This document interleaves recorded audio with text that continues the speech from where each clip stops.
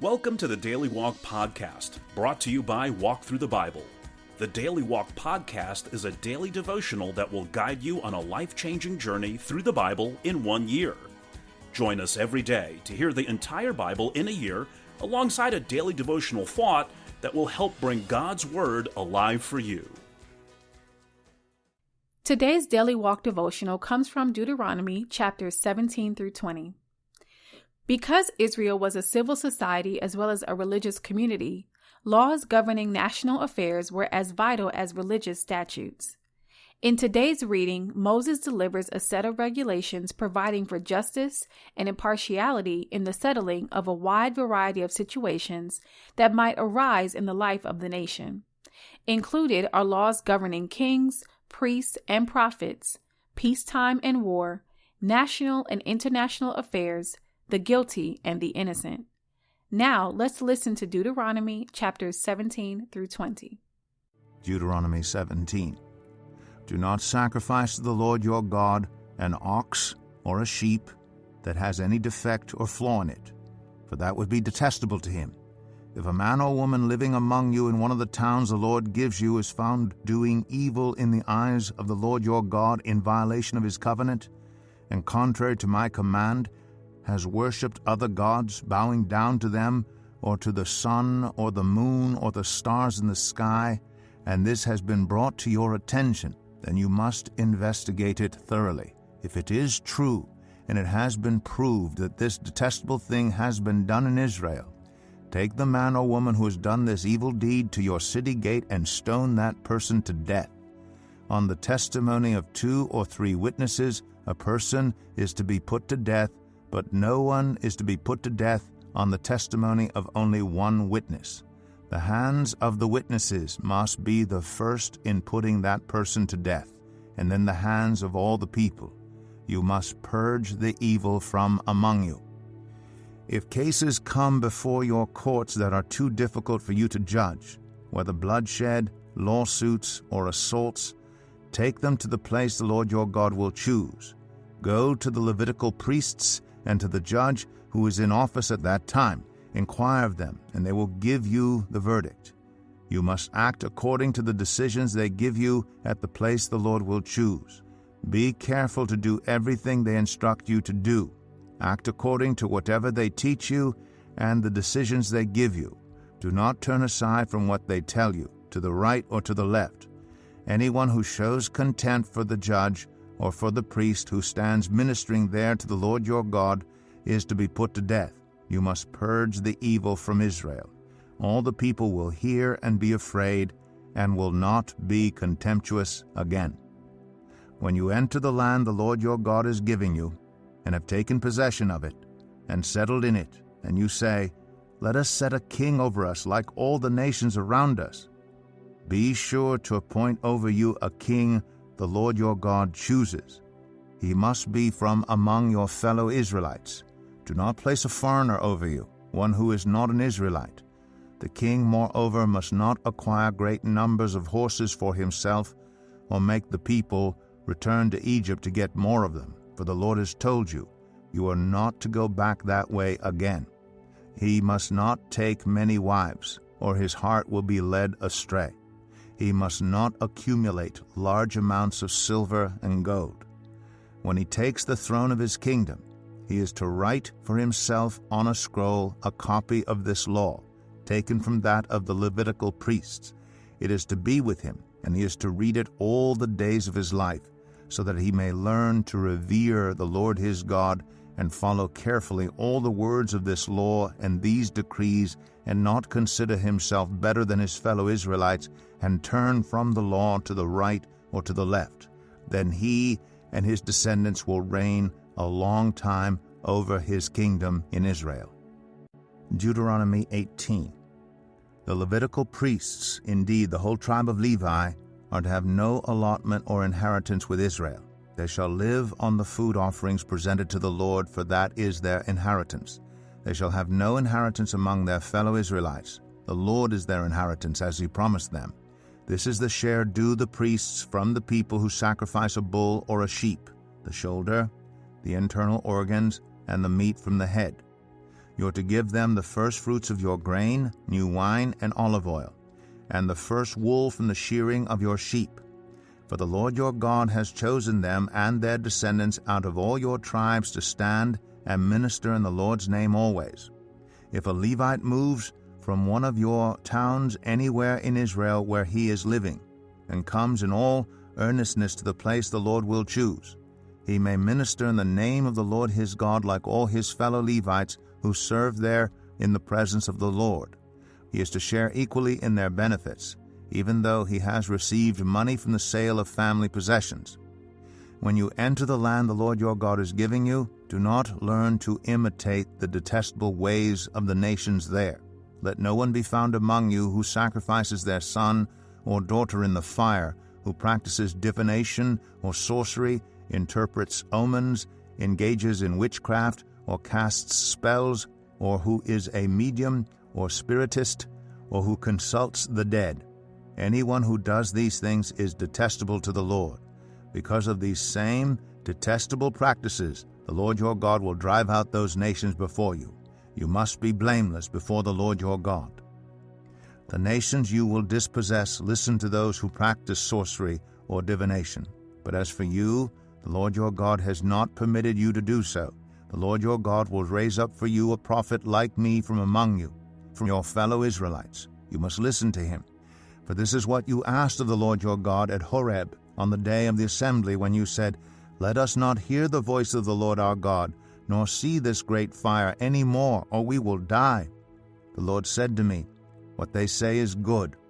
I will raise up for them a prophet like you from among their fellow Israelites, and I will put my words in his mouth. He will tell them everything I command him.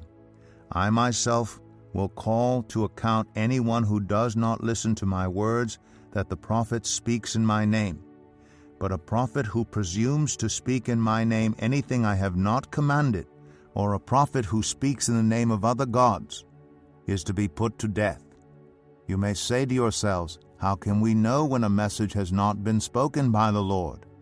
If what a prophet proclaims in the name of the Lord does not take place or come true, that is a message the Lord has not spoken. That prophet has spoken presumptuously, so do not be alarmed. Deuteronomy 19. When the Lord your God has destroyed the nations whose land he is giving you, and when you have driven them out and settled in their towns and houses, then set aside for yourselves 3 cities in the land the Lord your God is giving you to possess.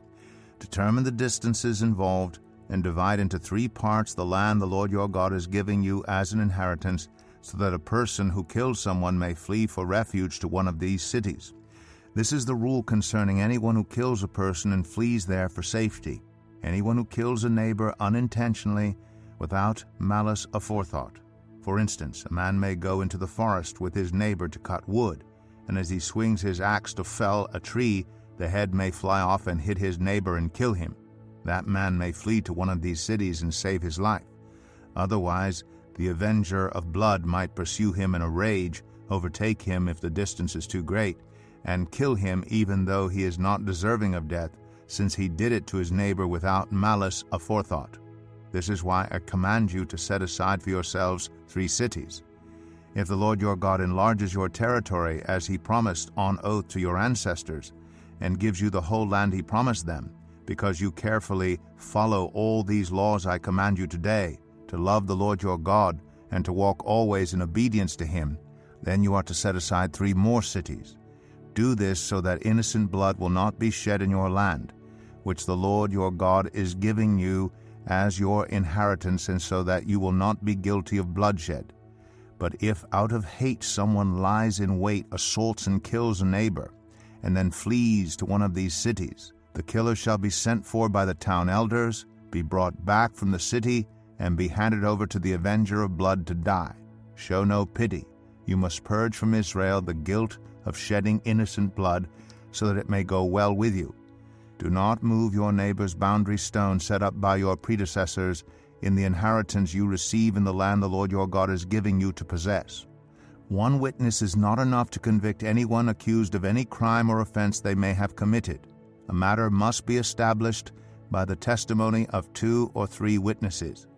If a malicious witness takes the stand to accuse someone of a crime, the two people involved in the dispute must stand in the presence of the Lord before the priests and the judges who are in office at the time. The judges must make a thorough investigation, and if the witness proves to be a liar, giving false testimony against a fellow Israelite, then do to the false witness as that witness intended to do to the other party. You must purge the evil from among you. The rest of the people will hear of this and be afraid, and never again will such an evil thing be done among you. Show no pity. Life for life, eye for eye, tooth for tooth, hand for hand, foot for foot. Deuteronomy 20.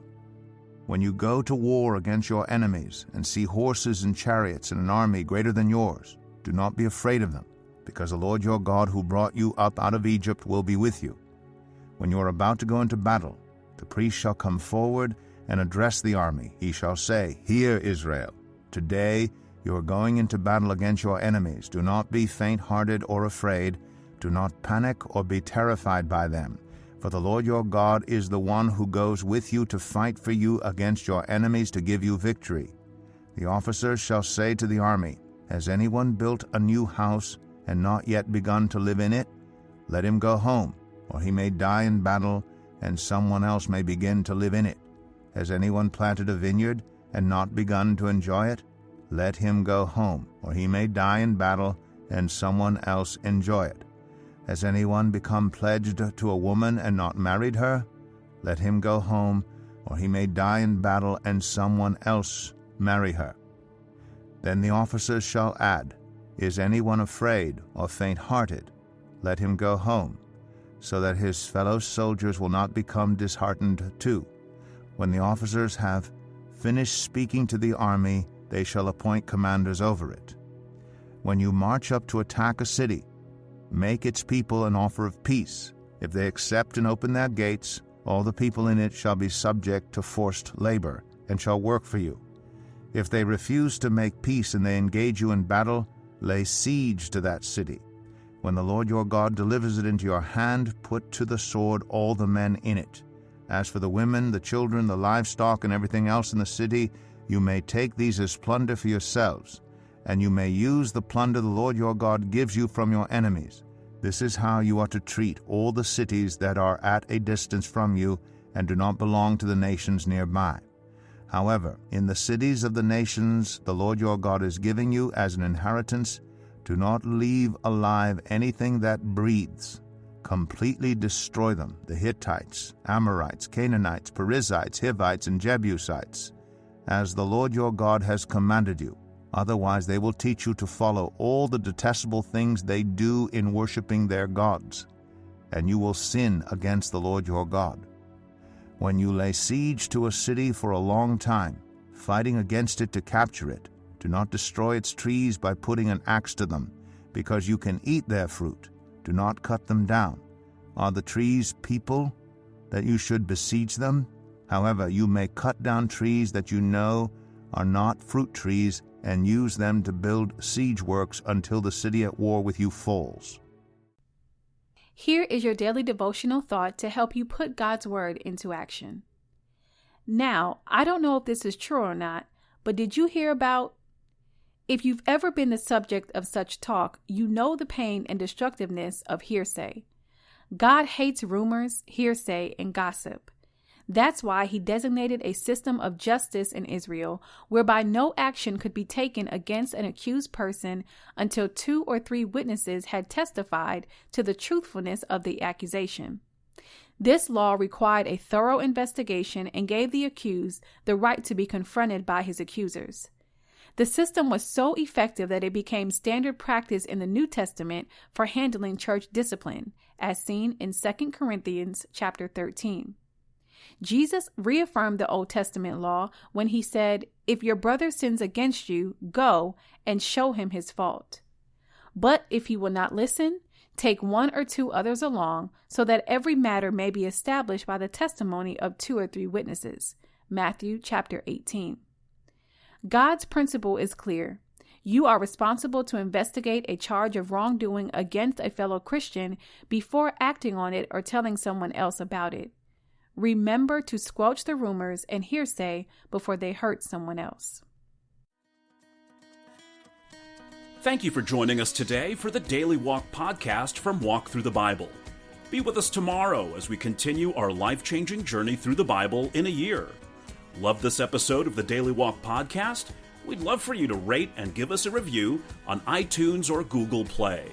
Make sure you subscribe so you won't miss an episode as we walk through God's Word together. For more resources to help you live God's Word, visit walkthru.org. That's walkthru.org.